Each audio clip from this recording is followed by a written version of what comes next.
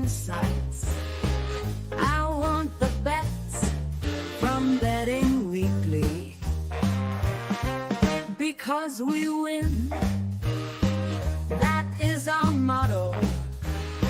Sometimes we win, sometimes we don't win. Don't give us a bird, don't give us your stink eye. We try our best and we're successful. Come watch our show, Bet River sponsors. It's time to start. Enjoy the show.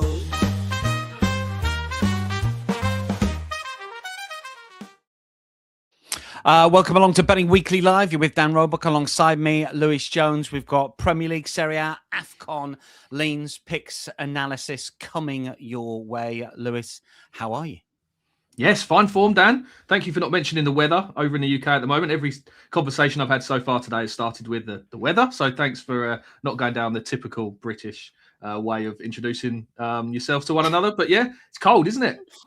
It is, but you know what? People over-egg it. My missus is over-egging it all the time. She's, it's snowing, it's this. And I'm like, come on, I mean, stateside, and I'm sure that our commenters will know, one or two in Canada as well. They know what snow is. We're over here, it's almost pointless. We have sort of half a centimetre and train stop and everything, but I know that it's very difficult.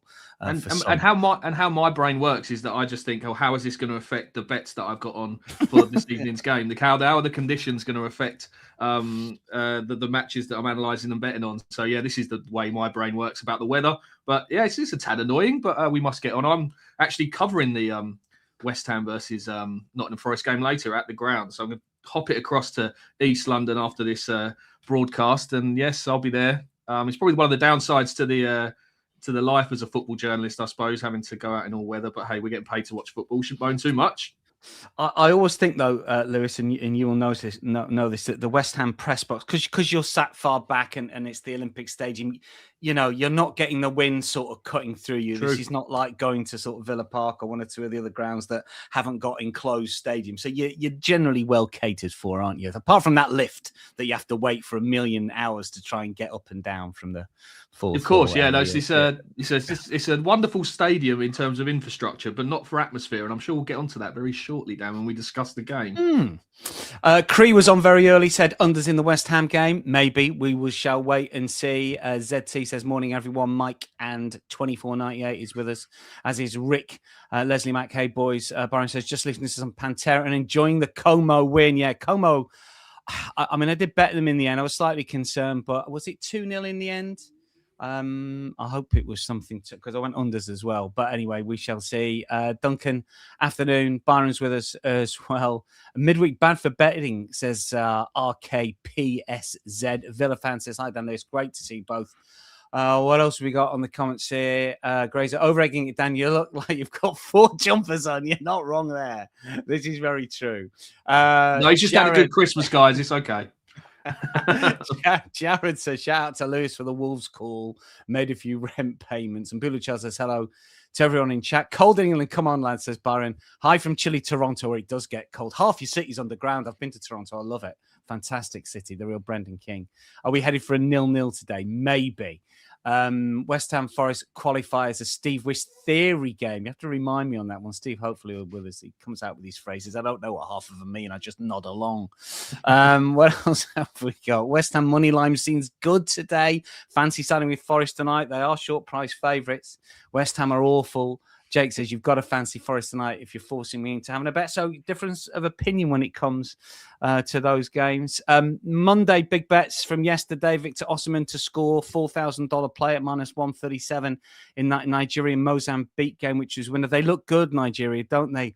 Lewis, I don't know if you're going to cross them all, but when you look at Osimhen, you look at Lookman and Chukwueze and Iwobi and Bassi at the back, that they look a decent team, don't they? There's no doubt about that. Yeah, they got a lot of Premier League experience in there as well, isn't it? Which obviously, if we're just turning that into ranking a team by the level that they're playing at domestically, then they have got lots and lots of players that can handle themselves at a very high level. So yeah, they're looking looking good. It's these games are so settled on such fine margins. So when we get to this stage of a tournament, so anything can still happen, I think. And I wouldn't be too look at the outright market earlier. I still can't really find anything that I like. I think because there's going to be quite a lot of tight games that are going to be decided by such fine margins. Very difficult market to play in, I think. But we've got a game to look at later. I mean, I think one just kicked off, hasn't it, in at AFCON, and we've got one to have a look at later, which hopefully I'll find a nice bet in. We're going to look at the Ivory Coast Burkina Faso game a little bit later on today. Just sticking with the AFCON bets, Egypt Benin live under 1.5 goals, which is a loser. It was 1-1 at the 90, wasn't it? That was a $3,000 play. Also $2,500 on Egypt live under 1.5 again. Someone went in again at a shorter price, which was a loser. Nigeria on the money line, easy win. It was very short at -$3. Leicester City money line win at -175 against West Brom. That was a late one, wasn't it? And also West Brom at -1/4 on the Asian line. You would have got some of your money back if it wasn't for that Leicester late winner. That was a loser, $2,000 play. And just speaking of that particular game, Leicester West Brom, Leicester Tino bet, and Nigeria Mozambique. Nigeria over 1.5 team total was a winner for our daily double. The hitman Paul Hughes was on yesterday and managed to crush the daily double at +175. So no pressure, Lewis, with your daily double a little bit later. I don't know about you with I don't know how much the championship across. I look at Leicester and I think they've got a good squad and they should be challenging to go back up, but then they throw in some bad performances and I think that the fans aren't happy and it sort of puts me off them a little bit. Yeah, not really united, are they? I think that was one of my thoughts at the start of the season about Leicester. You look at their squad pound for pound and Mavididi and Fatawu and Jordan Ayew. I mean, I don't know how Jordan Ayew's playing at that level. He's a very experienced, quality player that's been around for a long time. He should be really tearing that league up. But there's just something about the club at the moment which is very fractured and it plays a part on the pitch. I mean, the manager's come in and done okay, but he was under pressure at one point, isn't he? And he got beat at QPR when he went back there. So I'm not surprised by the fact they've struggled, but it doesn't take much in this league to climb a few places. If you win 3 or 4 games in a row, and those players that I've mentioned are capable of really winning games on their own in these moments. So wouldn't write Leicester off yet in terms of a potential promotion push towards the second half of the season because it's so tight and congested as always in the Championship. Coventry now have sort of opened the door for Ipswich and those in behind to come and have a go. So fascinating league as always, and it's going to provide plenty of twists and turns as we head into the second half of the season. As Jacob's pointed out, Ryan Mason has gone from West Brom. It's sacking season at the moment, isn't it? People are getting sacked left, right, and centre. James is in chat. Just wanted to talk about the Rosenia, as he wants to be called. Is it Rosenia? I've called him Leon Rosenia. I know he's dad-ish. I've worked with Leroy a good few times a few years ago. Really nice bloke. Don't know Liam at all. Do you think he's going to do well? Very briefly, do you think he's going to do all right at Chelsea? Don't know. Maybe it's a real tough one, isn't it? It's a remarkable appointment, really, when you think about where he's come from in his managerial career, and his rise has been spectacular, really. So fair play to him. I have worked with him a couple of times with Sky when he was an EFL pundit back in the day, and he's Liam Rosenia. Yeah, he's very engaging. Listens and took an interest in what we were doing in terms of when I was working for the social media department at Sky then. So I found him a very engaging character there. So the fact he's gone on to do what he's done in his career to get to Strasbourg and then to get to Chelsea is absolutely remarkable. I do hope it works out for him. I've got a feeling though he might get eaten alive, so to speak, being the Chelsea boss. It might just be a step too quick, too early for him. But I hope it goes well for him. But got no real view at the moment of how it's going to go. Probably have to wait and see how he's going to deal with the limelight and the pressure and what formation he's putting together, etc. So, really interesting appointment, but no view at the moment, Dan. Duncan's still fuming about Juve from the weekend. Yeah, they had 60 touches in the opposition penalty area, Juventus, against Lecce, which is the highest figure in Serie A this season, and it's the highest figure by 10. Just incredible pressure. But Jonathan David misses the penalty. What can you do? We'll get to that game shortly. Just to round off some big bets, or some small bets that won big. $50 play on Marwan Ataya, first goal scorer in the Egypt game, 22-1 shot that copped over $1,100, and $80 on Jodel Dosso to score in the Egypt game at 20-1 to win $1,600. We like those plays.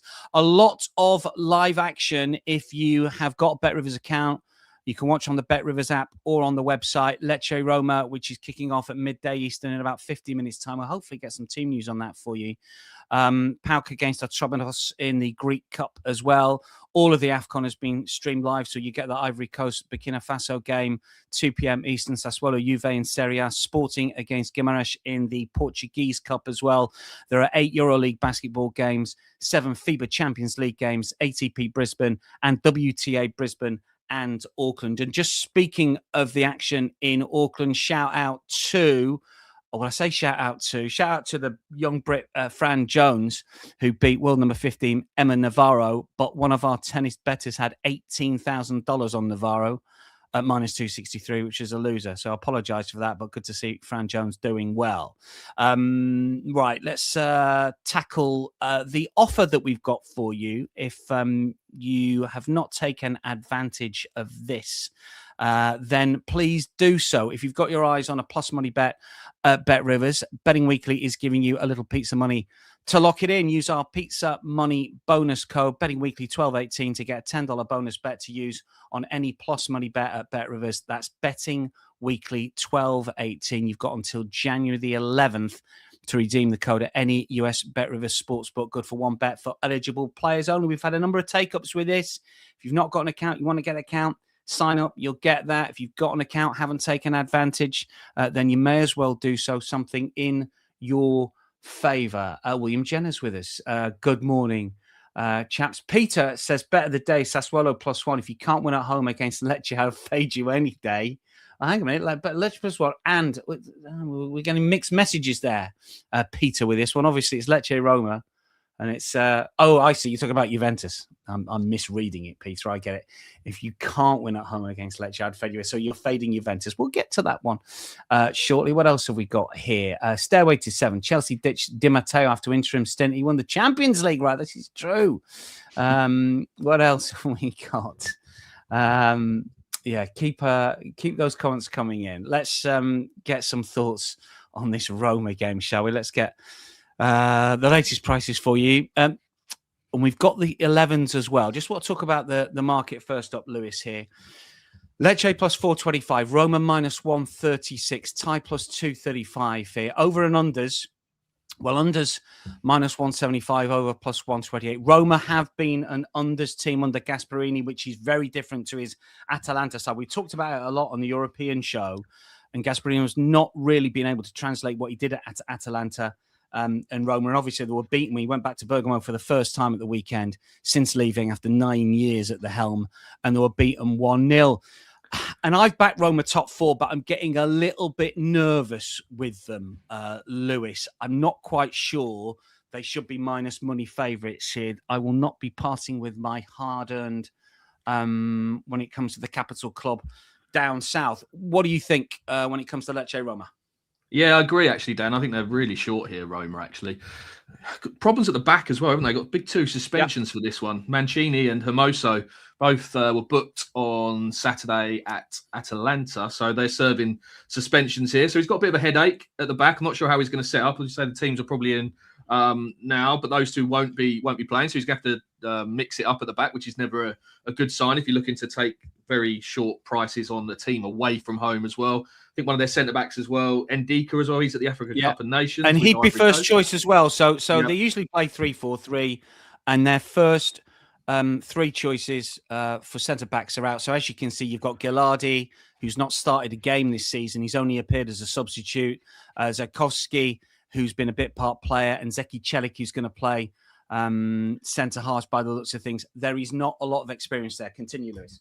Yes, absolutely. I mean, I always like cohesion and chemistry with my back line. Just look what Crystal Palace have done with Glasner. When those 3 play, Richards, Lacroix and Gay, it is just sublime to watch, really, in terms of chemistry and know-how. And once you start mixing and having to break up these partnerships at the back, I do think it's very difficult to get consistency to really get yourself into a game. But even in attack at the moment, Roma, I mean, real worry about their performances of late. And I know Gasperini's been moaning about his strikers missing chances, but I think it's been more of a case of chance creation actually being the problem at the moment. And this is really strange for a manager of his, as you mentioned, someone that was so attack-minded for his years and years at Atalanta. But for this team to be struggling to score is, under this manager is very, very strange because they've got put some really poor underlying data together across their last 6 games in attack, creating just 0.9 worth of expected goals per 90 in that period. That's the 3rd lowest of any team in Serie A over that period of time. Big chance creation as well. That's just at 0.8 per 90. So that's the 2nd lowest in the league across the last 6 matches. So really hard to trust this Roma team to be able to deliver, really, if you're looking at taking this sort of what price we got in here. Is it minus 134, somewhere around that price still, was it? I mean, that's 136. I mean, I think that's too short to get involved with from what we've seen for Roma over not just 1 or 2 games, but now sort of going on 6, 7, 8 games. So if Lecce could score in this game, I'm not sure Roma have got the current confidence or form to be able to score twice to win this game. So very easy to swerve this away win price. And I'm going to lean Lecce here on the 3/4 of a goal start on the Asian line, I think, plus 0.75. We only lose half our stake if Roma win by 1. So we got that on our side. We get a full payout at minus 120, obviously, if they avoid defeat. And I think there's just enough in their history book of results here just to know they're not a team to trust completely, because they're obviously a very average Serie A team that probably going to do well to stay up this season. But they're very well organised, got a bit of spirit about them by the looks of it, because in their situations as an underdog this season, they picked up a few decent results. I mean, they drew with Juve. I know the Juve absolutely battered them on the data, but they got a 1-1 draw out of that. They beat Fiorentina when big price. They beat Parma away, I think, when they were about plus 400, and also drew with Bologna away as well. So this team have it in them to shut up shop potentially and frustrate higher quality players. And I just think at the prices, I'm not sure you can go anywhere near Roma at the moment. And I just want a bit of that insurance on side just in case they do win by 1 goal. Minus 120, plus 0.75 on the Asian line for Lecce for me, Dan. Yeah, I can't really argue with that. I mean, the lineup is Celik, who's got a bit more experience this season. Gillard is the interesting one because he came from Verona in the summer. Verona had the worst defence in Serie A last season. He's only made 4 substitute appearances. He's played in the Europa League for Roma, but you would not by any stretch of the imagination suggest that his first choice. Same about Zielkowski. So that trio make me worry about any sort of cohesion back, as Lewis was just pointing out. Gillard is interesting because he's a player that likes to get forward. Of the Verona defenders last season, he had more shots on target than anybody else. Whether he's going to have a shot on target for this one, I don't know. Just one player I want to put up that is starting for Roma is we've got him down there, Wesley, as midfield right. He has been playing on the left-hand side, and I suspect that he will be playing on the left, but we'll see what happens. To have a shot on target, he's plus 180.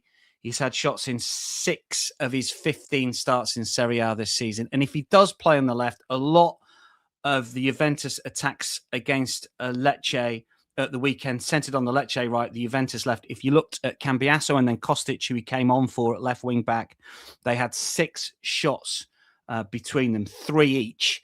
So if that is an area that potentially Roma can hurt Lecce, Wesley, who's got 3 goals this season, he's plus 500 anytime goal scorer. I think if he does play on that left-hand side to get just the 1 shot, so over 0.5 shots on target, he's plus 180. I don't think that's the worst bet at all. I mean, I'm going to play... unders is short, and so is both teams to score no, but both teams have been profitable with that.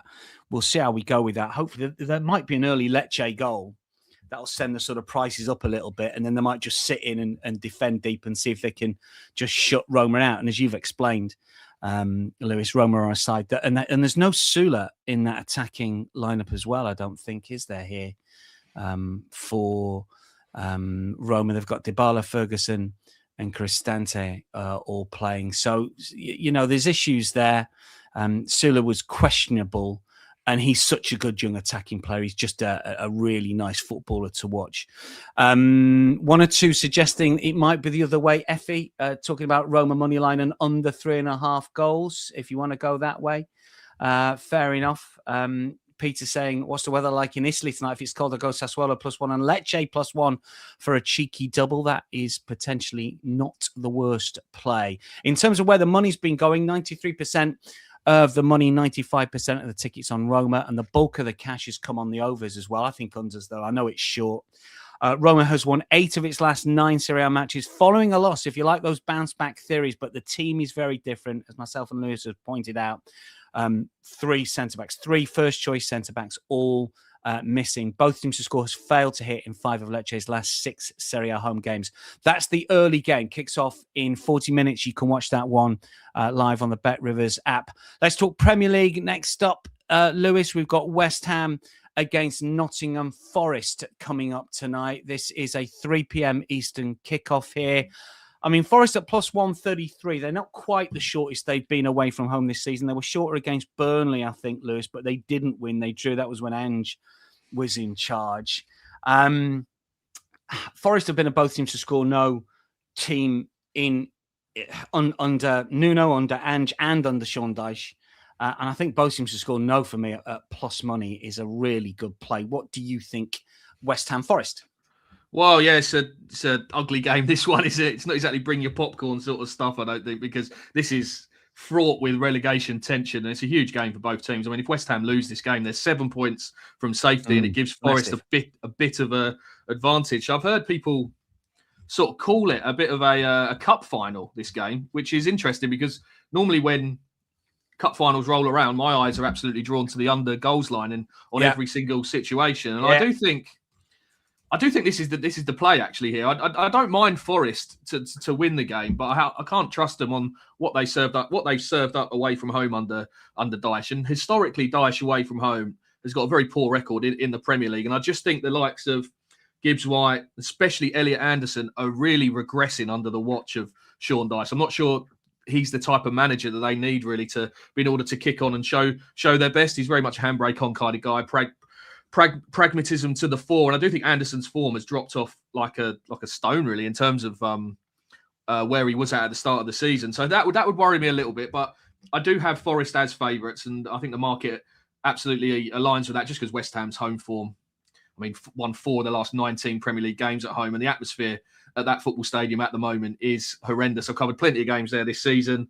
I would say that atmosphere is horrendous. Actually, there's no atmosphere. That's a wrong thing to say. There is no atmosphere. The fans have sort of given up any sort of hope, and especially with the cold weather, I'm not even sure they're going to be bothered to boo tonight if their team fall behind. There've been lots of protests there, haven't they? Boycotts. They're not happy at the moment with the way the club is being run, and as long as Forest keep Bowen and Somerville relatively quiet, I think, on the wings, I think Forest should be able to have enough quality at the key moments to put West Ham's defence, which is so soft under pressure, the centre-backs. It's an area where I am so surprised that they haven't decided to strengthen straight away as soon as January opened, because Max Kilman, Todibo, to a certain extent Mavropanos as well, have been just so flimsy all season when put under pressure at any point in matches, and it probably cost them here again because Forest will exploit that.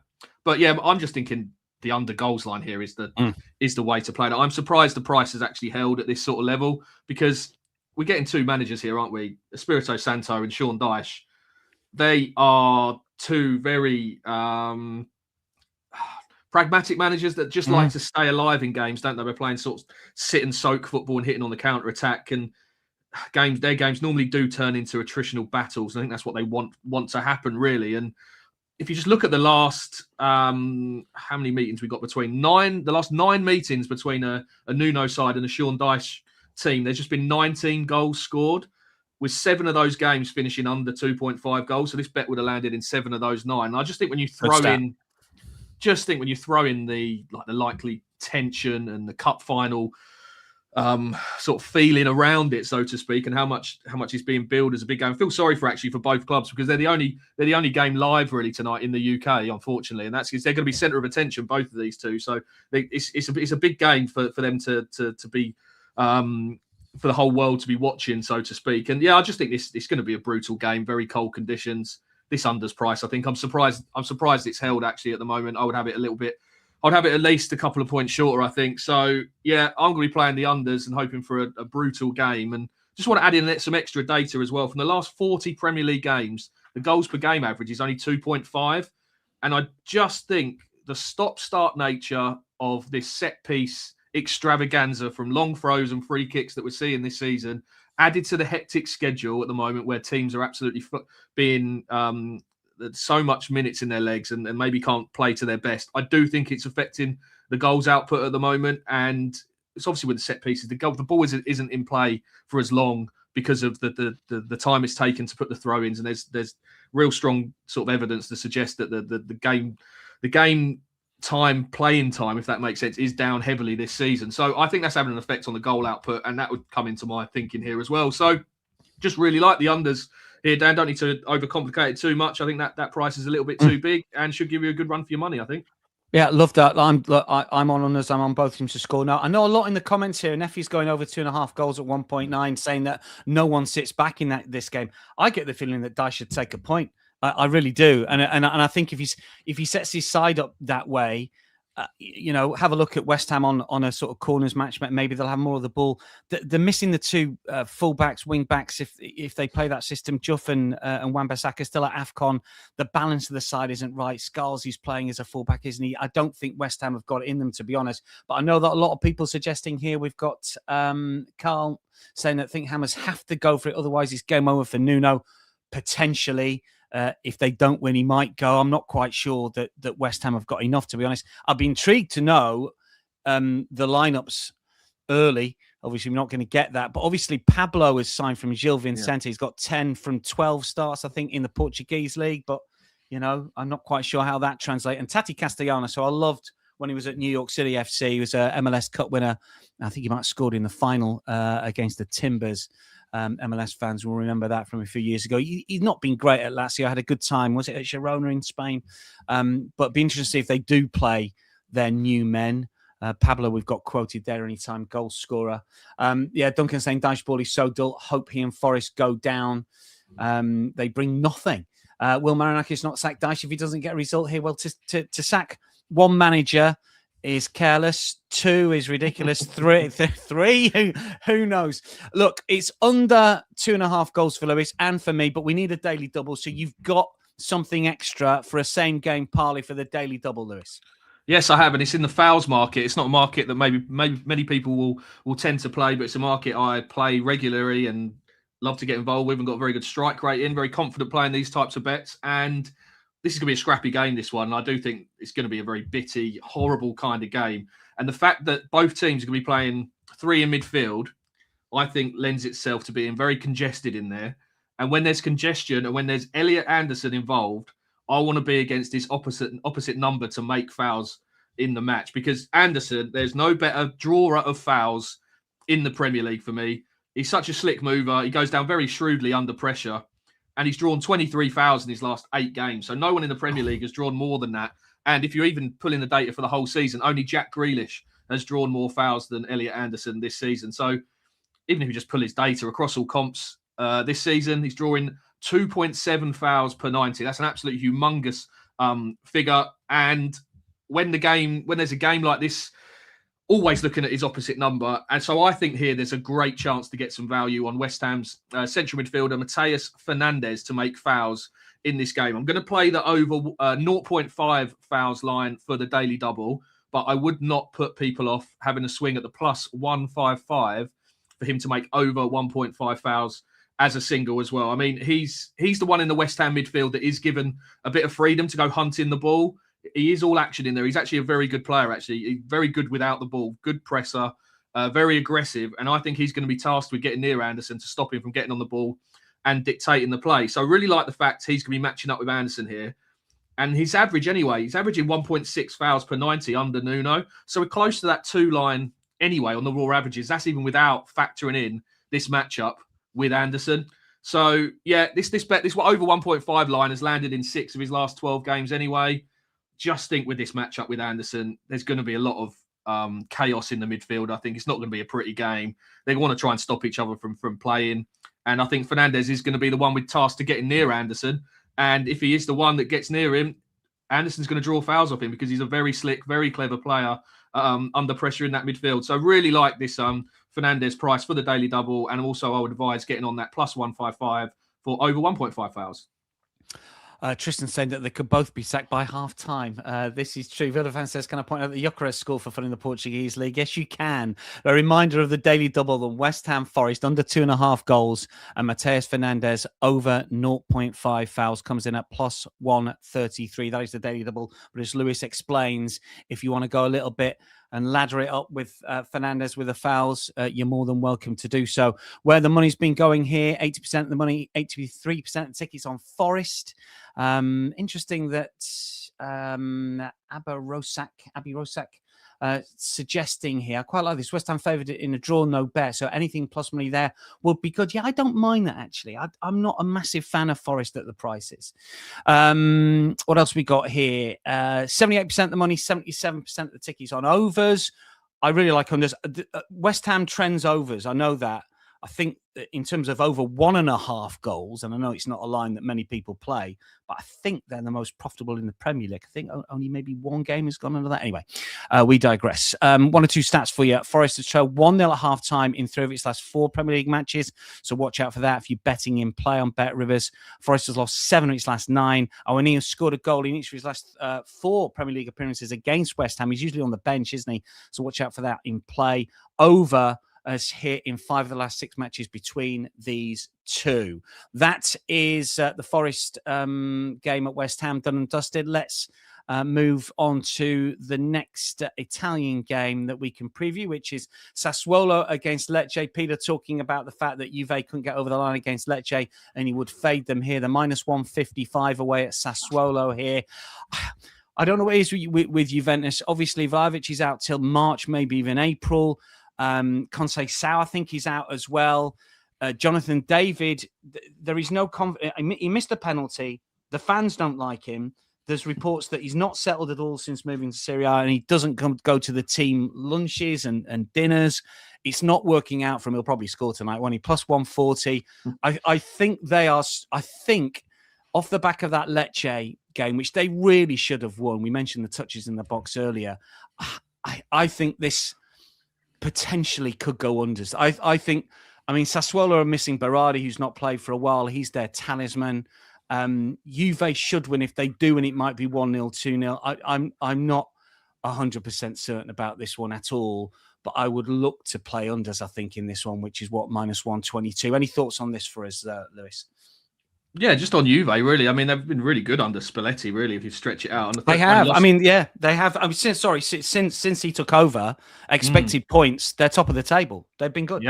Yeah. Someone actually told me, someone who I respected in Serie A circles said they're actually a really good bet or a trade to win the Scudetto and the Champions League this season, based on what Spalletti has done so far. I think they're obviously over plus 1,000 for the Champions League, about sort of, 25-1 probably for the Scudetto. They think that price will shorten as the season progresses, because they've seen enough in the way that he's got Juventus playing to the fact they could be quite a dangerous team this season. As I said, they only lost 1 of their last 13, and that was in Naples against Napoli. So their XG supremacy is always a piece of data I always like to look at to see how strong a team is under a certain manager. And they're coming in at plus 0.9, which is a sort of a nearly borderline title winning form, really, in terms of XG supremacy. So probably quite a lot to like about Juve moving forward. Didn't have any real view on the money line here. I thought they were priced accordingly. They should go and win the game, but I wouldn't want to back them. So I've just gone hunting, really, in the props markets, and it's a player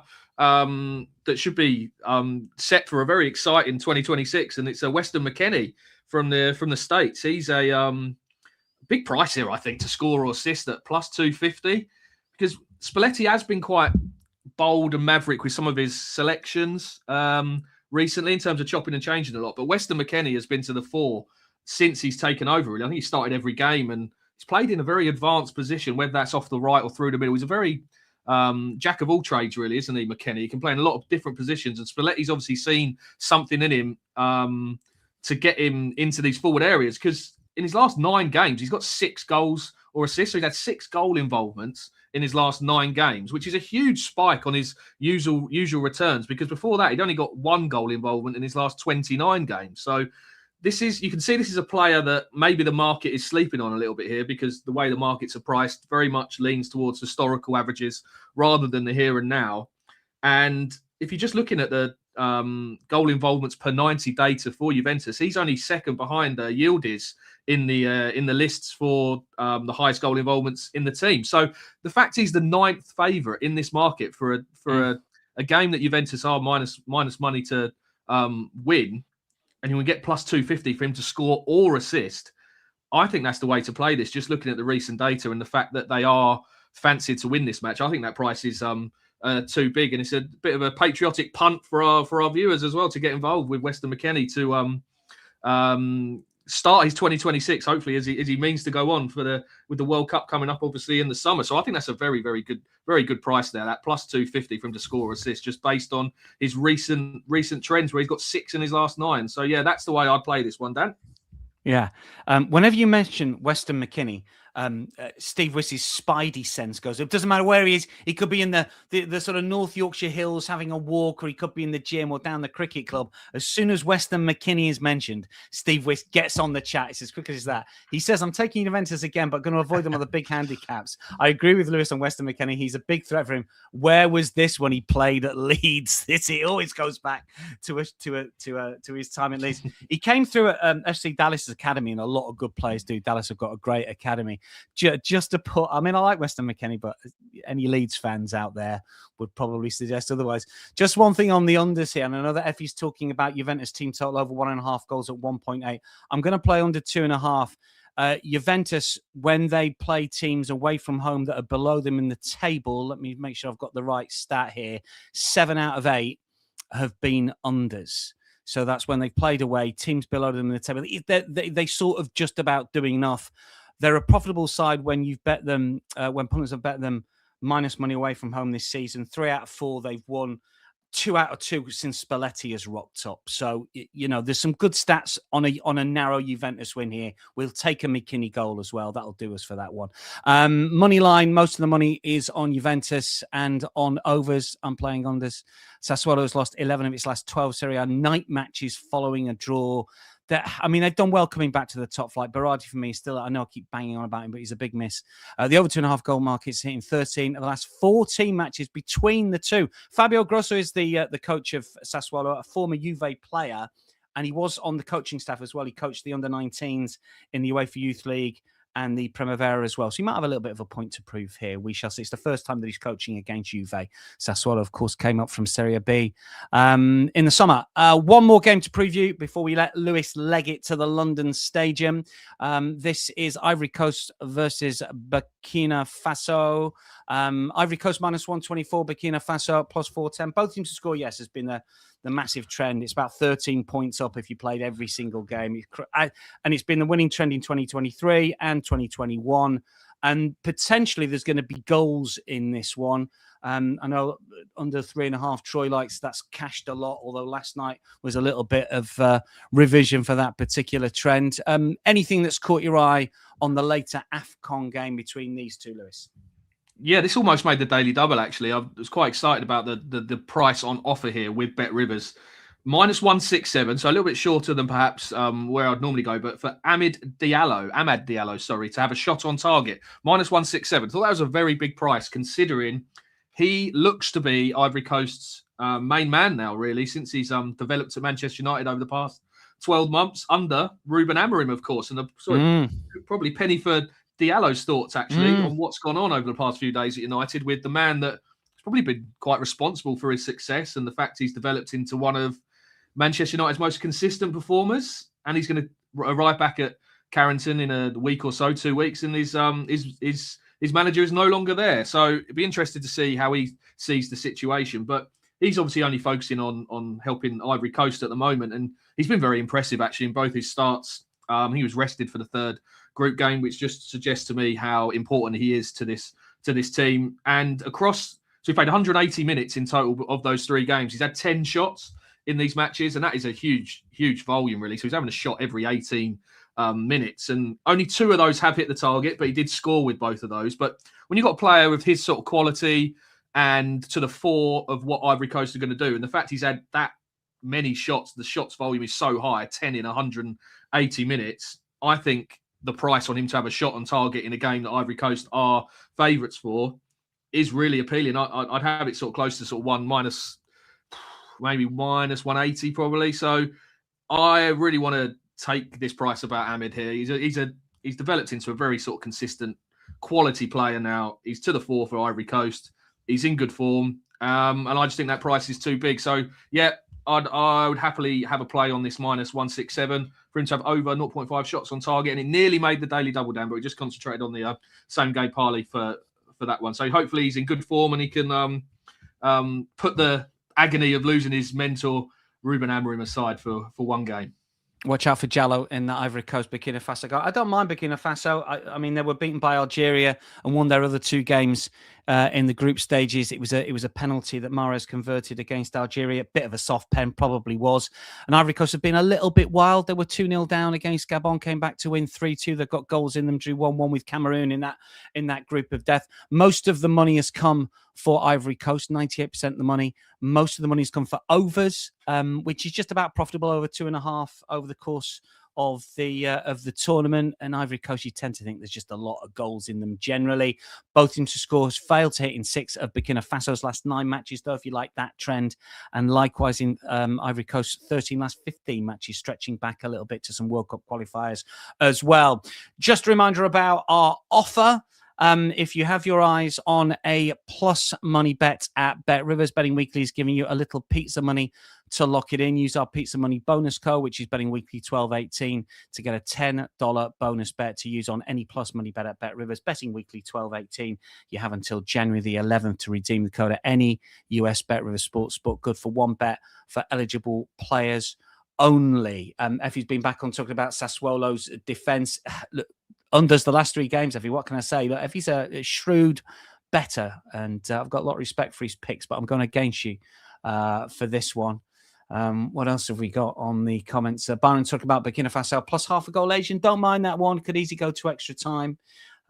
Generally, and Effie asked me this on Twitter earlier, generally when we get to the knockout stages, both teams score, yes, generally shrinks a little bit. And if you've made your money now, sort of take your money and maybe sort of leave the knockout stages alone as we get into the quarterfinals. It's the last 2 round of 16 games today. Right, a final reminder of the daily double. Lewis, just remind them what we like in the big game at the London Stadium. Yeah, I'm going to side against goals here. I just think the matchup of the 2 managers and the situation at stake for both teams going to make a very cagey, very edgy game, I think. So 5 goals for me. And I want to throw in Matheus Fernandes to make 1 foul, so over 0.5 fouls for the daily double. He's up against Elliot Anderson. He's going to be nipping around him. Trying to stop him from playing, and Anderson's going to fall over and win a foul off him probably. So that's my angle there. And also I would not put people off that over 1.5 fouls line on Fernandes as well, which is a single with Bet Rivers is plus 155. So yeah, two nice angles there to exploit on the intriguing game tonight, which I'm about to dash off for, Dan. You are indeed. Just back on Jallo, Villa fans say minus 175. Would you take that? Do the maths add up for that? All right, just about. That's still okay. I still think he's more likely to have a shot on target than not, and he is their best player, and they're odds on to win the game. So I think that's fine. If it goes towards minus 200, probably then start to row back a little bit, but that's fine. Elijah says Juventus over 1.5 team total. Bet of the day. Yeah, a lot liking that. I'll take a 2-0 win in a McKennie game. And just before we let you go, Lewis, anything for later on the Premier League slate? I did say I'd ask you this, so very quickly, anything for Wednesday's games? Or yeah, Thursday? This is not said this much this season again, but Wolves did me a bit of a touch on the weekend, beating West Ham. I was on them to snap their run, and I dug a little bit deeper into their defensive output under Rob Edwards. Second best in the Premier League over the last 6 games. Very hard team to score against all of a sudden. I know they're bottom of the league. I know their form has been miserable, but with a bit of confidence returning, bit of momentum in their sails now, this defensive output that they're putting together is amongst the best in the Premier League. Not been respected enough by the market. Double chance away at Everton about plus 105. So, yeah, I'm going to ride the Wolves train a little bit more for the next few weeks. And there's a really nice bet out there if you can get on. Burnley to finish bottom of the Premier League is an absolute knock-in price at the moment. That will flip soon. Wolves are going to pick up some points. Burnley are going to continue to drift. And they're the wrong favourite in that market. There's only 6 points between them. They can overturn that no problem based on the data we've seen so far. So if you can get a price on Burnley to finish bottom of the Premier League, I would get on that as well. So, yeah, Wolves double chance at Everton. Lovely. Don't forget that we've got Doug and Mike a little bit later on. A lot of NBA and college basketball has some really nice bets placed with Bet Rivers yesterday. $25,000 play on the Clippers on the money line, which is a short price, but won. A $10,000 play on the Pistons against the Knicks, which was a winner as well. And also some chunky bets on Ohio State, which was a loser against Nebraska, and Michigan State, which was a winner against Southern California. That wraps it up from myself and Lewis. Steve's going to be in the chair tomorrow. Don't forget, we've got Mike and Doug a little bit later on, and hats off to the tennis boys as well. Also cash some really nice bets this midweek. Plenty of tennis content coming your way with Nigel and Sean and Tim. Lots to look forward to. Thanks to everyone who's joined in over the course of the last 45 minutes. Hopefully we'll cash some tickets tonight from myself and from Lewis. That's your lot.